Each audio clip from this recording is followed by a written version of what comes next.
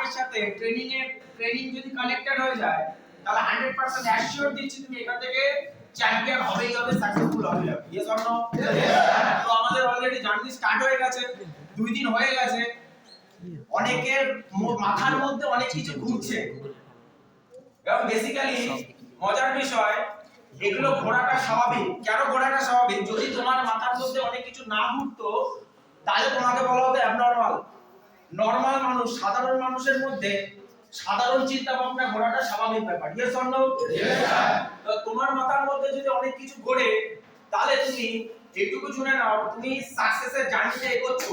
কিন্তু যদি ক্লিয়ারিটি না থাকে, যাওয়ার কথা তোমার বনগা লাইনে কিন্তু তুমি চলে যাবে হাসনাবাদ লাইনে।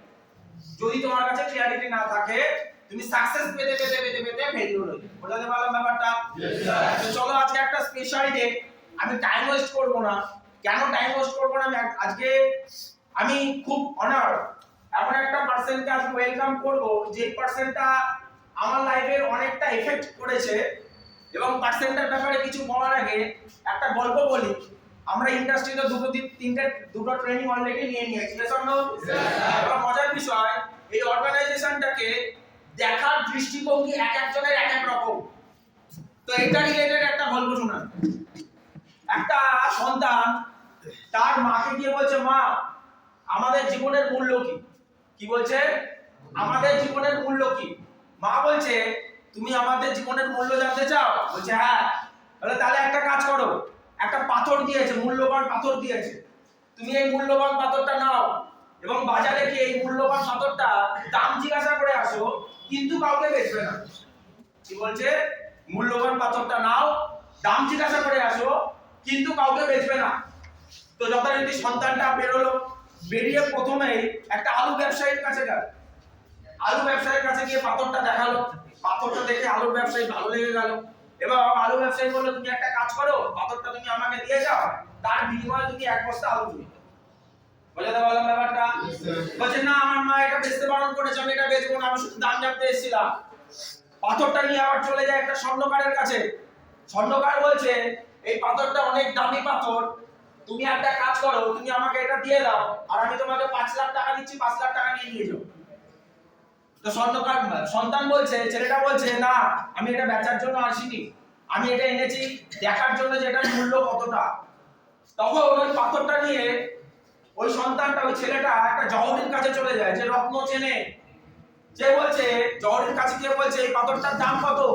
বলছে, এই পাথরটার দাম পুরো পৃথিবীর সমস্ত সম্পত্তি যদি বিক্রি করে দেওয়া হয় তারপরে কোনো মানুষের ক্ষমতা থাকবে না এই পাথরটা কেনার।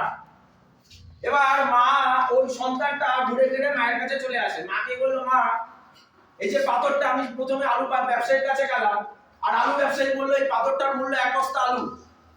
আমি যখন স্বর্ণকারের কাছে গেলাম, স্বর্ণকার বলল এই পাথরটার মূল্য 5 লাখ টাকা। আর আমি যখন জহরির কাছে গেলাম, জহরি বলল এই পাথরটা আনমোল, এই পাথরটা কেনার মতো ক্ষমতা পুরো পৃথিবীর কারোর কাছে নেই। একটাই পাথর, তিনজনের আলাদা আলাদা ইনফরমেশন কেন? তখন বলছে, আমাদের জীবনটাও এরকম। তুমি তোমার জীবনটাকে যেইভাবে সেট করবে, যার প্রেরণায় সেট করবে, ইন্সপিরেশনে সেট করবে, তুমি তার মতনই চমকাবে, তার মতনই হওয়া স্টার্ট করবে। Yes or no? তো এরকমই একজন জহরির কাছে আমি ডাকতে চলেছি। আজ থেকে 7 থেকে 8 বছর আগে জহরি স্টার্ট করেছিল। ডাকার আগে পার্সনটার ব্যাপারে কিছু কথা বলি, শোনো।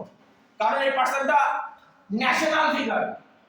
আমি আজকে যাকে ডাকতে চলেছি সে ন্যাশনাল ফিগার মানে এন্টার ইন্ডিয়ার one of the best trainer আজকে ট্রেনিং করাতে আসছে। এন্টার ইন্ডিয়ার one of the best trainer আজকে ট্রেনিং করাতে আসছে এবং এক্সাইটমেন্টটা 100% না 1000% থাকা উচিত। Yes or no? তো যেই জহরিকে ডাকবো সেই জহরির ব্যাপারে কিছু বলি। একদম খুব কম বয়সে, অনেক কম বয়সে দরিদ্রতা দেখেছে। ফ্যামিলি, একটা বাবা ফার্মার, চাষি এবং অনেক গরিব ফ্যামিলি থেকে বিলং করতে, যেহেতু তাড়াতাড়ি গ্র্যাজুয়েশনটা কমপ্লিট করে কোনো না কোনো কোম্পানিতে যায়। এয়ারসেল বলে একটা কোম্পানির নাম শুনেছি? অনেকদিন আগে একটা কোম্পানি ছিল এয়ারসেল। ওই এয়ারসেল কোম্পানিতে কাজ করা স্টার্ট করে এবং মজার বিষয়, কেন কাজ করতে যায়, কাজ করার জন্য একটা ক্লিয়ার ভিশন তার কাছে ছিল। ওনার কাছে ছিল যে না, আমার ফ্যামিলিটাকে বাঁচাতে গেলে আমাকে এখন থেকেই কাজে নামতে হবে। দ্যাট ইজ ওয়াই এয়ারসেল নামক কোম্পানিতে কাজের জন্য যায়। এবং এয়ারসেল নামক কোম্পানিতে কাজের জন্য যাওয়ার পরে প্রথম 1 মাস যাবত তার কি কাজ থাকে, প্রথম কাজ থাকে সিম কার্ড নিয়ে মানুষের কাছে গিয়ে বেচা। যেমন এখানে অনেক পার্সন বসে আছে, অনেক পার্সনের মাইন্ডের মধ্যে অনেক কিছু ঘুরতে পারে, আমাকে কি এখানে প্রোডাক্ট বেচতে হবে? পার্সনটা প্রথম জার্নি স্টার্ট করে এয়ারসেলের সিম কার্ড বেচতে। এয়ারসেলের সিম কার্ড রাস্তায় রাস্তায় বেচতো। শুধু তাই না, অফিসে এসে আবার কলস করে এয়ারসেলের সিম কার্ডের যে কোনো কাস্টমার কেয়ার সার্ভিস থাকে ওই কাস্টমার কেয়ার সার্ভিসে কাজ করতো।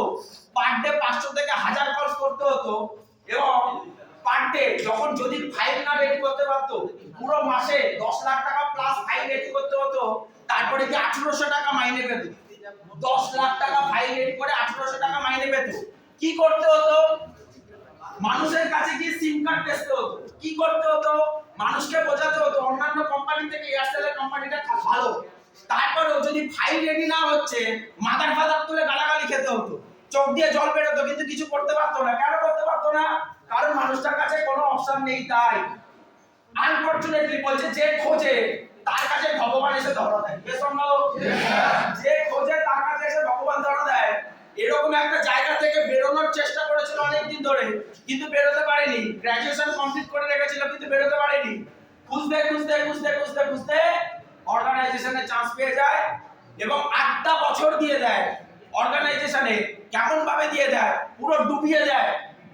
কারণ জানে আমার মার্কেটে অকাত কি, কারণ পার্সেন্টটা জানে আমি গ্র্যাজুয়েট করেছি, আমাকে বাইরের মার্কেটে গেলে প্রোডাক্ট সেলস করতে হবে, আমাকে বাইরের মার্কেটে গেলে বসের নিচে কাজ করতে হবে। আমি যদি আমার কাজটা না কমপ্লিট করি আমাকে মাদার ফাদার বলে গালাগালি দিতে হবে, গালাগালি দেবে, সেটা চোখ দিয়ে জল বেরোবে, তারপরে হজম করতে হবে, রাত জেগে কাজ করতে হবে।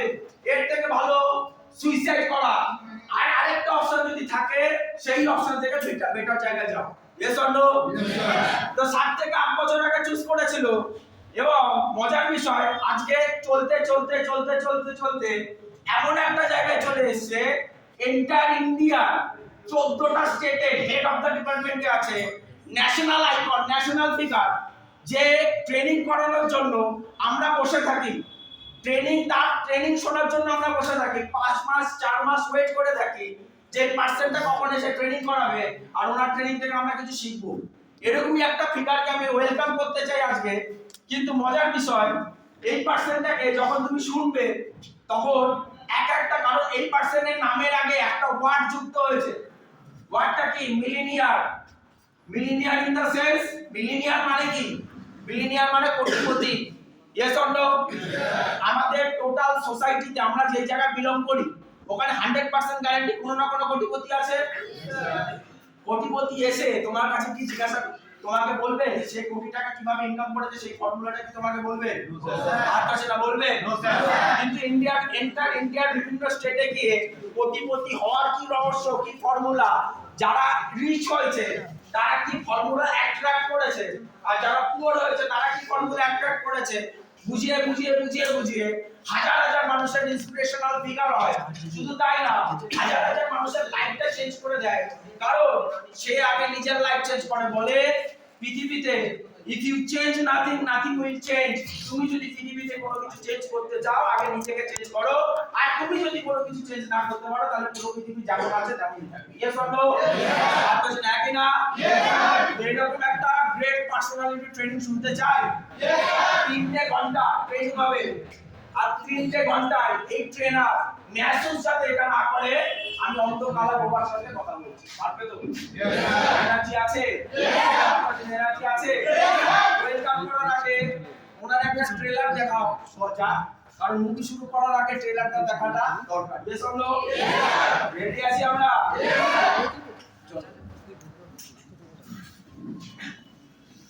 কোন দিক দিয়ে?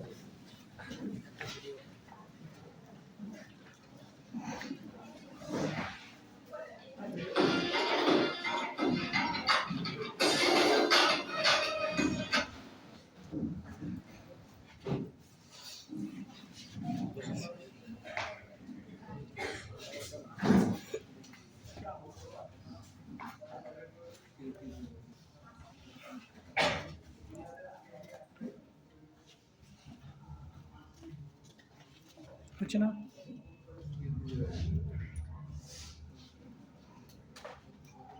কিচ্ছু আছে, ঠিক আছে।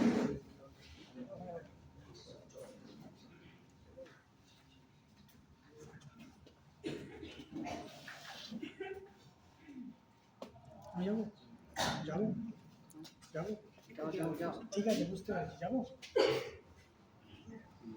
স্ক্রিন শেয়ার অপশানটা শুধুমাত্র সিঙ্গেল হয়ে গেছে, ডুপ্লিকেট করতে হবে, ডুপ্লিকেট করতে হবে, চলে আসতে হবে, ডুপ্লিকেট করে আসুন।